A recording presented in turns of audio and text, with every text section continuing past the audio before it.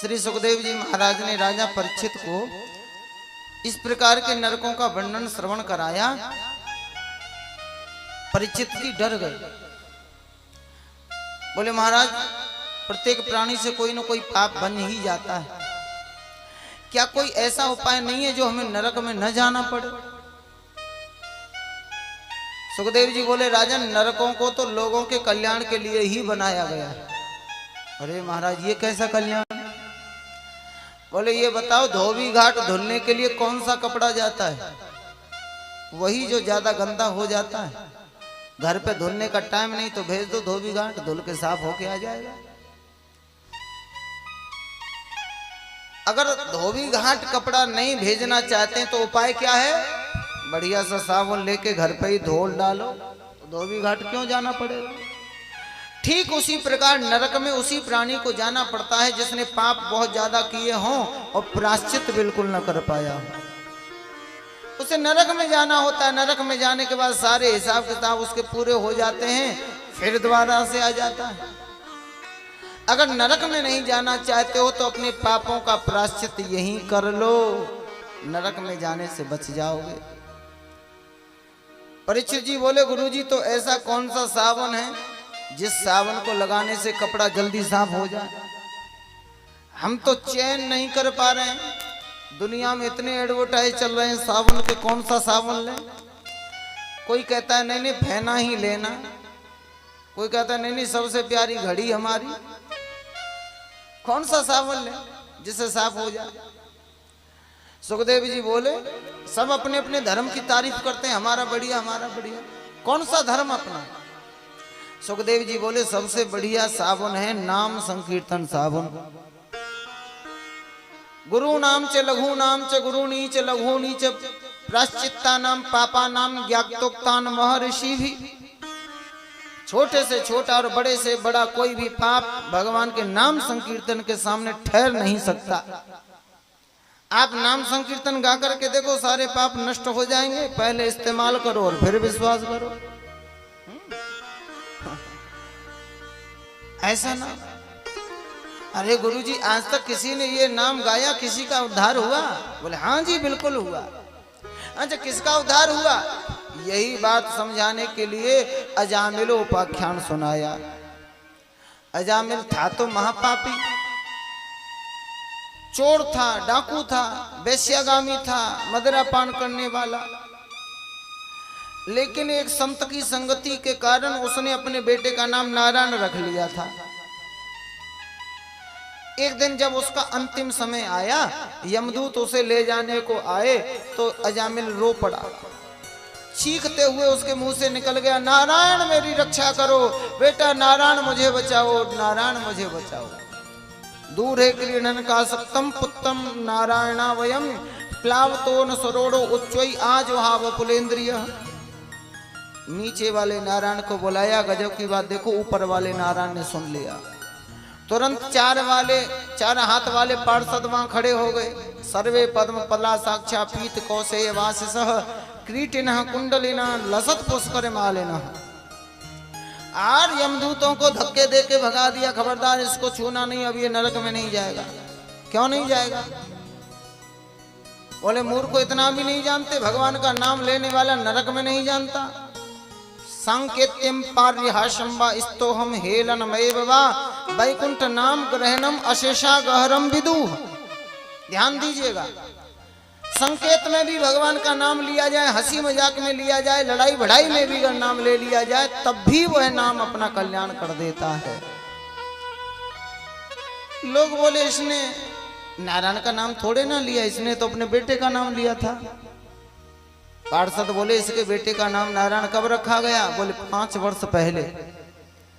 पार्षद बोले मूर्खो, इसके बेटे का नाम ये 5 वर्ष पहले रखा है और हमारे मालिक का नाम 50,000 करोड़ वर्ष पुराना है, तो नाम किसका माना जाएगा? बेटी के ऊपर रख के गाओ चाहे बेटे के ऊपर रख कर के गाओ, पर नाम जिसका है वो काम अपना करेगा। जहर को जान के पियो, अनजाने के पी लो, मरना पड़ेगा। आग को जान के छू लो, अनजाने में छू लो, जलना पड़ेगा। अमृत को जान के पियो, अनजाने में पियो, वो तो अमर बनाएगा, उसका स्वभाव है।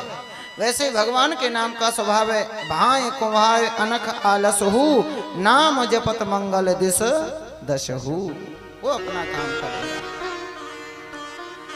यमदूतों को मार भगाया। अजामिल ने सोचा झूठे को नाम लिया तो मैं नरक में जाने से बच गया, अगर सच्चे को नाम लेने लग जाऊं तो नरक में काहे को जाना पड़ेगा। उसी दिन से अजामिल का कल्याण हो गया, भगवान नाम में लग गया, भगवान के धाम को गया। उधर यमदूतों ने काल दंड पटक दिया। महाराज क्या हुआ, खाली हाथ क्यों लौट के आए? अरे हम लेने गए थे, उसने नारायण को बुलाया, 4 हाथ वाले आए, हमें धक्के देके भगा दिया। ये नारायण कौन है? हमने समझा जगत के आप ही अकेले मालिक हो, लेकिन ये दूसरा मालिक और कौन है? यमराज बोले सुनो, ये हमारे भी मालिक हैं, और ये नाम जो तुमने लिया, इस नाम की बड़ी महिमा है। इस नाम को लेने वाला कभी नरक में नहीं जाता। नारायण नाम की इतनी महिमा। पार्षद बोले तब तो बड़ी समस्या हो गई। यमदूत बोले अब हम किसको पकड़ के लाएं, किसको पकड़ के नहीं लाएं, फैसला कैसे होगा? अब सबने कथा सुन ली है, तो जो लोग समझदार होंगे, होशियार होंगे, अब भूल के भी अपने बेटों का नाम पप्पू, टीटू, पप्पू, सीटू, पीटू ये सब नहीं रखेंगे। क्या रखेंगे? कोई नारायण, कोई गोविंद, कोई गोपाल, कोई राधे श्याम, कोई सीताराम, ऐसे नाम रखेंगे। जब हम उनके बच्चों को लेने जाएंगे, वो कहेगा नारायण आओ, कोई कहेगा गोविंद आओ, कोई कहेगा गोपाल आओ, फिर 4 हाथ वाले आएंगे, फिर हमें धक्का दे के भगाएंगे, तो क्या हम रोज धक्का खाने के ही हो गए? सुनो महाराज, सीधी सीधी सी बात बता दो, हम किसको पकड़ के नरक में लाया करें और किसको पकड़ के नहीं लाया करें? यमराज बोले सीधा सीधा पूछना चाहे तो अपनी अपनी नोटबुक निकालो और उसमें नोट कर लो, किसको नरक में पकड़ के लाना है और किसको पकड़ के नहीं लाना है। आप लोग भी नोट कर लेना। और नोटबुक तो लाते नहीं हो, लेकिन दिमाग में नोट कर लेना किस किस को नरक में जाना होता है, किस किस को नहीं जाना होगा। यमराज बोले जिभ्यान भक्ति भगवत गुण नाम ध्येयम चेतश्चनम रसित चरणार विंदम कृष्णाय नो नमति सिरे कदापि तानान यद्यमसतो कृत विष्णु कृत्याङ्गम। जिभ्यान भक्ति भगवत गुण नाम ध्येयम, जिसकी वाणी भगवान का नाम गुण नहीं ले गाती है ना, उनको पकड़ के नरक में ले आओ। जिनके हाथों से कोई दान पुण्य का कार्य नहीं होता, उन्हें नरक में ले आओ। जो माता पिता की सेवा नहीं करते, उनको नरक में ले आओ। जो तीर्थ यात्रा या परोपकार का कोई कार्य नहीं करते, उनको पकड़ के नरक में ले आओ। जो कथा भागवत नहीं सुनते हैं, उनको भी पकड़ के नरक में ले आओ। ये सबको लाना। जो कीर्तन नहीं गाते, उनको ले आओ। भगवान के सामने नहीं झुकते, उनको ले आओ। यमदूत बोले हम समझ गए। अच्छा हम रिपीट कर रहे हैं, अगर गलती हो तो कहीं बताना। अच्छा दोहरा। यमदूतों ने कहा जो लोग माता पिता की सेवा करने वाले हैं, उनको पकड़ के नहीं लाएंगे। जो लोग दान पुण्य करने वाले हैं, उनको पकड़ के हम नहीं लाएंगे। तीर्थ यात्रा करने वाले, परोपकार करने वालों को नहीं लाएंगे। भगवान की कथा कीर्तन सुनने वालों को भी नहीं लाएंगे। पर महाराज एक बड़ी समस्या क्या? बोले जो कथाओं में जाके लोग सो जाते हैं, उनका क्या करना, ये बता दो।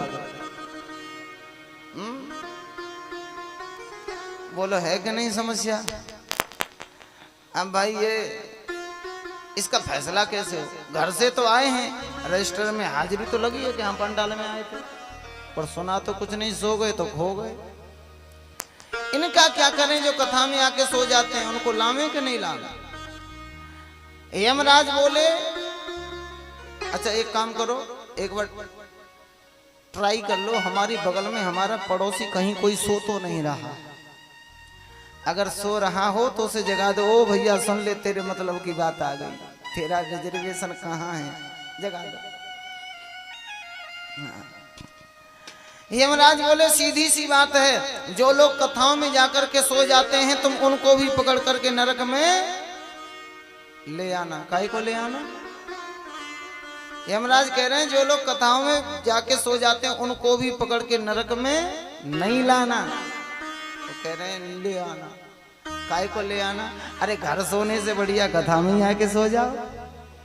हाँ? कभी तो कीर्तन कराएंगे, कभी तो नींद खुलेगी, कभी तो पड़ोसी ताली बजाएगा, कभी तो कोहनी लगेगी। अगर थोड़ी भी आंख खुल गई और थोड़ा भी कान में चला गया, प्रविष्ट करण रंध्रे स्वानम भाव सरोम हम, बस वही कल्याण करने वाला हो जाएगा। बोलिए भक्त वत्सल भगवान की जय। भव सागर चह पार जो पावा, तो राम कथा ता कह दृढ़ नावा। भगवान की कथा नाव है, नाव। अच्छा, नाव में बैठ के कोई आदमी सो जाए तो क्या नाव चलाने वाला ये कहता है कि तुम उतर जाओ, तुम्हें नहीं ले जाएंगे?